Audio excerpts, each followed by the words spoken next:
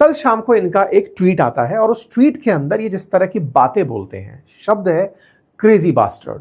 इस तरह की बातें ये ईरानियंस के बारे में बोलते हैं और जो शब्द इस्तेमाल करते हैं वो शब्द पढ़ा लिखा पढ़ा जा सकता है, बोलने में फिर से बड़ा ही अश्लीलता का भाव पैदा करता है। ये एफ वर्ड और ये बी वर्ड के जो शब्द हैं ये अमेरिका के राष्ट्रपति के द्वारा ईरान के खिलाफ यूज किए गए, जिसे अनहिंज्ड मैड मैन कह करके अखबारों ने भी लिखना शुरू कर दिया है। मेरे प्यारे साथियों, द गार्जियन न्यूज पेपर जो काफी प्रतिष्ठित अखबार है, उसने भी अब इस नाम को मैडमैन को उठा लिया है। आप और हमने इस पर डिटेल चर्चा की थी, पगला गए हैं ट्रंप। इसके बाद में बहुत सारे न्यूज चैनल्स के साथ मेरा जब इंटरव्यू हुआ तब मैंने इस बात को बहुत तेजी से रखा कि हम इसको पागल क्यों कह रहे हैं। अब फाइनली ये हेडलाइन है अनहिंज्ड मैडमैन। ठीक है, किसके बारे में बात हो रही है? ट्रंप के बारे में बात हो रही है। क्या पगलाने की हरकत की इन्होंने? अगर तारीख के साथ चलते हुए देखा जाए तो साथियों, इन्होंने कुछ इस तरह की लाइन लिखी, Tuesday will be power plant day. ये याद है, ये वही वाला पावर प्लांट है जिसके बारे में इन्होंने शुरुआत में जब तोड़ने की धमकी दी थी तब ईरान ने कहा था कि मैं डिसैलिनेशन प्लांट तोड़ दूंगा। आपके पश्चिम एशिया के मित्र राष्ट्रों के पावर प्लांट पर हमला करा जाएगा ट्यूसडे के दिन, और ब्रिज डे मतलब पावर प्लांट और पुलों पर हमला होगा। All wrapped up in one in Iran, there will be nothing like it, open the F word strait you crazy B word और you will be living in hell. ये जो शब्द और इसके अंदर भाषा की मर्यादा का उल्लंघन इन्होंने किया, ये घटना 5 अप्रैल 2026 की है। अब आप कहेंगे कि सर इसका मतलब ये बहुत गुस्से में रहे होंगे, कहा कि या तो तुम वो स्ट्रेट ऑफ हॉर्मुज खोल दो। अब इस बात का विश्लेषण एक बार के लिए किया जाए तो एक सीधी सी बात पता चलती है, फिर हम और डिटेल में चलेंगे कि अभी फिर से इन्होंने स्ट्रेट ऑफ हॉर्मुज खोलने के लिए दबाव बनाने का प्रयास किया है। यही ट्रंप आज से 2 दिन पहले कह रहे थे कि स्ट्रेट ऑफ हॉर्मुज से मेरा कोई लेना देना नहीं है, हमारे पास बहुत तेल है, चिंता की कोई बात नहीं है। अब इन पर प्रेशर फिर से पड़ रहा है कि स्ट्रेट ऑफ हॉर्मुज खोलो, और ये फ्रस्ट्रेशन में ईरान को भला बुरा कह रहे हैं, अश्लीलता का प्रदर्शन बातों में कर रहे हैं। इसके बाद में ईरानियंस इनके मजे लेने उतर आए और उन्होंने कहा सॉरी सर, हम चाबी भूल गए, हम चाबी फ्लावर पॉट के नीचे रखकर बैठ गए। उसका भी आज डिटेल विश्लेषण करेंगे। ईरानियंस ने इनकी धमकी को दरकिनार करते हुए इजराइल के शहर हाइफा पर हमला कर दिया और वहां पर 2 लोगों की जान चली गई। ये एक बड़ी सुर्खी बनी। इसी बीच में एक सुर्खी और है जिसके ऊपर डिटेल चर्चा होगी, और वो ये कि खमनेई के चले जाने के बाद मुज्तबा खमनेई, जो कि ईरान के सुप्रीम लीडर बने, लंबे समय से दिखाई नहीं दे रहे थे, अचानक इनको आज देखा गया एक कमांड सेंटर में, जिसमें ये दिमोना न्यूक्लियर रिएक्टर पर हमले की प्लानिंग करते हुए दिखाई दिए। इन सभी बातों का आज के सेशन में विश्लेषण होगा। लेकिन जहां तक बात हो ट्रंप की धमकी की, तो वो ट्रंप की धमकी एक दिन सरक गई है। वो एग्जीक्यूट हो जानी थी मंडे के दिन, अब वो ट्यूसडे के दिन के लिए स्थगित कर दी गई है, और ये ईस्टर्न टाइम लिखकर की गई है। इसका मतलब है कि आप जब भी इनके ट्वीट पढ़ें तो 11 घंटे इसमें जोड़ लें, तब जाकर आपको भारतीय समय लगेगा। तो अगर 8 PM ट्यूसडे बोला गया है तो वेडनेसडे के अंदर सुबह की तरफ 7 AM के आसपास आप कुछ भी बड़ी सूचना सुनने को मिल सकती है। तो ट्रंप का ये ट्यूसडे प्लान क्यों हुआ? पहले जो घटना हो जानी थी मंडे के दिन, वो ट्यूसडे को क्यों हो गई शिफ्ट? 24 घंटे का समय क्यों दिया गया? इन सारी बातों पर आज डिटेल में तब से लेकर अब तक की सारी घटनाओं को संचित करके आपके सामने लेकर मैं हाजिर हूं। बढ़ते हैं आगे। साथियों, बहुत बार ऐसा होता है कि हम आपके पास इंस्टेंट अपडेट लाते हुए YouTube पर वीडियो नहीं लाते। इसका तर्क होता है कि YouTube पर बहुत सी बातें इकट्ठी हो, तब एक ही बार में आपको सारी बातें बता दी जाएं। लेकिन आप अपने आप को अपडेटेड रखना चाहते हैं तो ये मेरा ट्विटर हैंडल है, आप इसे फॉलो कर सकते हैं, जहां पर मेरे द्वारा जैसे ही कोई घटना आती है उसे वेरीफाई करने के बाद अपलोड कर दिया जाता है। आप वहां से इसे फॉलो कर सकते हैं। ठीक है, अब आपके सामने 2 खबरें हैं। एक बार के लिए इन दोनों खबरों को रिलेट करिएगा, क्योंकि मैंने आप लोगों से ये दोनों बातें डिस्कस की थी। आपको याद होगा बीते दिन हमने आपके सामने चर्चा करते हुए कहा था कि ट्रंप ने 48 घंटे का अल्टीमेटम दिया है। ये 5 अप्रैल का सेशन था। हमने जिस दिन किया था 4 अप्रैल की बात को 5 अप्रैल को आप तक पहुंचाया था। ट्विटर पर हम सेम डे ले आते हैं, लेकिन फिर भी क्योंकि इकट्ठा हो जाती है तब जाकर 20-25 मिनट का आपके पास जानकारी लेकर आते हैं। तो भाई साहब, इन्होंने 48 घंटे का टाइम दिया था, और उसी समय पर अमेरिका ने यह भी बताया था पब्लिकली कि हमने अपने सैनिक बचा लिए हैं। तो हमने अपनी पाठशाला पर इस जानकारी को आपके साथ साझा किया था।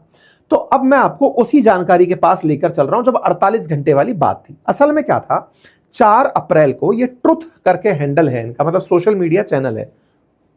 जैसे ट्विटर होता है यानी जिसको आप एक्स बोलते हैं, ऐसे ही ट्रंप ने अपना बना रखा है ट्विटर और उसका नाम ट्रुथ है।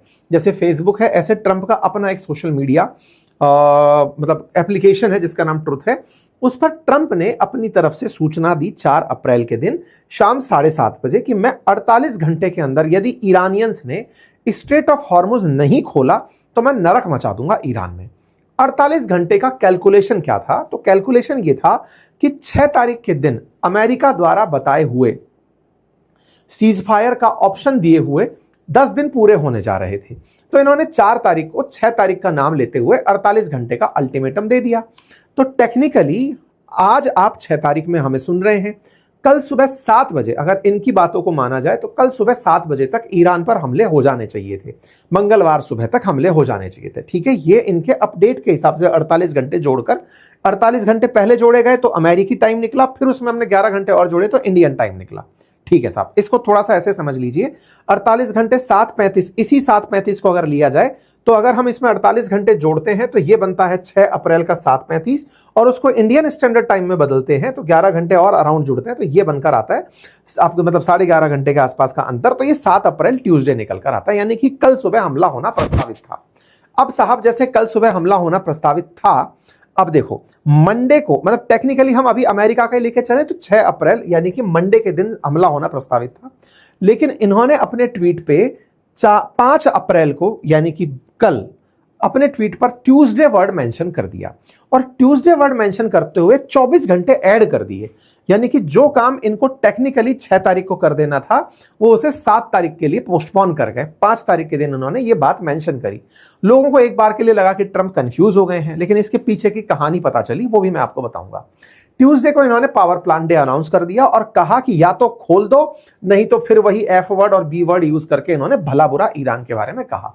2 बातें बड़े अच्छे से स्थापित हो रही थी, बार बार धमकी देना, 48 घंटे की धमकी, फिर 24 घंटे और ऐड कर देना, खोल दो नहीं तो बहुत बुरा कर दूंगा, खोल दो नहीं तो बहुत बुरा कर दूंगा, और फिर बीच में यह कह देना मुझे तो कोई फर्क नहीं पड़ता, स्ट्रेट ऑफ हॉर्मुज वाले जाने, मुझे क्या लेना देना।